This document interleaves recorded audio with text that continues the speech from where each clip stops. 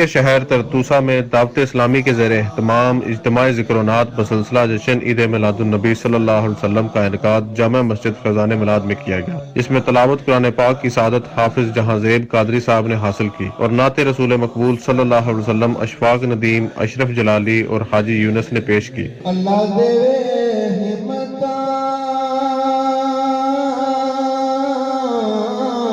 اللہ دے ہمتا، گج بج کے نبی دا میلاد مناندے رواں گے، آقا دا میلاد مناندے رواں گے، آقا دیاں محفلاں سجاندے رواں گے۔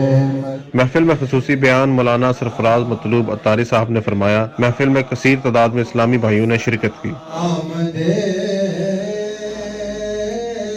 مصطفیٰ